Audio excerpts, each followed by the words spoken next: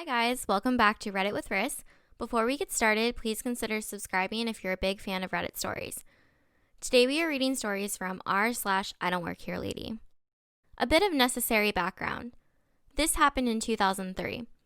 I work in the insurance industry in a not very well-known profession having to do with audits.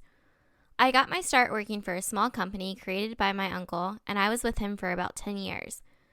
My uncle then decided it was time for him to build his dream home and move, which meant either I had to take over the company or find a new job. I didn't want to spend my day chasing down invoices, so I elected to start a job search, and he agreed to give me some time to find a position before he shut things down. There are two types of positions in my field where you either work for a vendor, which is an independent service provider, or directly for an insurance company. Openings at insurance companies don't come that often, and vendors don't really have the greatest reputations. So they're basically employers of the last resort. That ends the background, and now my story. Over the course of about 3 weeks, I applied for 2 different positions at different insurance companies, and was quickly notified I didn't get one job. The second kept saying, "We'll get back to you." Not wanting to hold my uncle up, I bit the bullet and went and applied at the largest vendor in the country. The day of my interview, I met with the on-site manager, a lovely lady who seemed to be in a bit over her head. It just so happened that her boss was the district manager, and then his boss, the regional manager, were also in the office that day and sat in on the interview. It went well. I filled out paperwork, we shook hands, and I left. I did not hear anything from them for about a week. In that week, I finally got a call back from the other insurance company, which at the time happened to be one of the biggest in the world, known by 3 initials. They offered me a position, go over the details, set a start date, and I accept. The following Monday, my phone rings at about 10 a.m. I answer, and it is the lady that I had the interview with at the vendor, who I'll now refer to as Vendor Lady, or VL. VL answers and says, "Hi, we are expecting you in this morning. Is there a problem?" I respond, pardon? She responds, "Today was supposed to be your first day, and we thought you would be here at 9. I said, "Why would you think that?" She said, "That's what our records show." I say, with absolutely no irony whatsoever, "I don't work for you, lady. I never heard from you guys after the interview period. No one called me to offer me a position or to discuss salary, much less of a start date." She stammers a bit and says, "Oh, I had no idea. I'll take care of it, and I'm sorry about that." I say, "Thanks, and have a good day, I guess." But that's not the end of the story. The following Wednesday, which is typically payday for the job I had, I go into my bank account and see that there is an automatic deposit from the vendor. I stare at my screen for probably a good 5 minutes trying to puzzle out what in the hell is going on. Then I realized I'm going to have to call VL. When I call, I say, "Hi VL, you might remember me from the mix-up where you thought I was supposed to work for you, but I don't. Why did I receive a paycheck from your company?"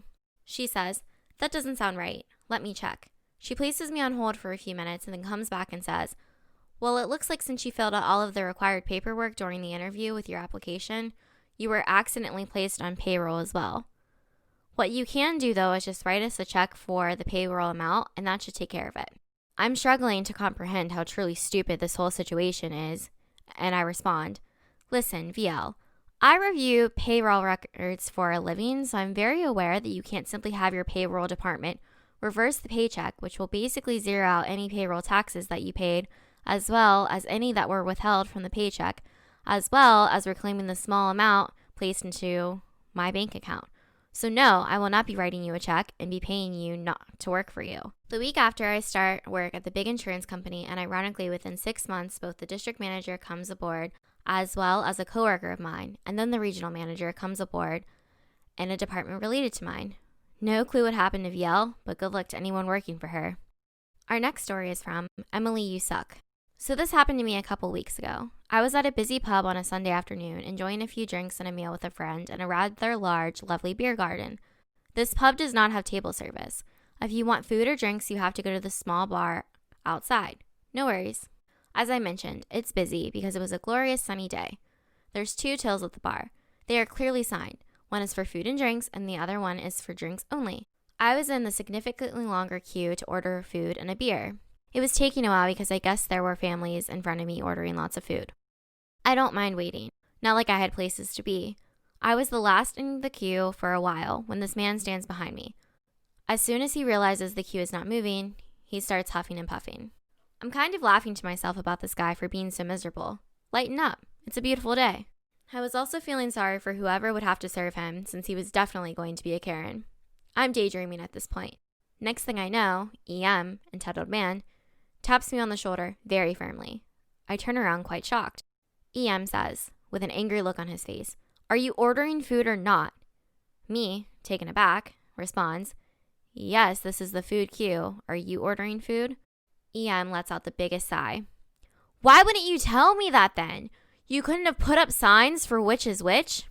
I say, "What?" "I'm in the queue because there are signs. You can order drinks over there." EM responds, "Unfucking believable. Ridiculous." He then storms off and joins the other queue.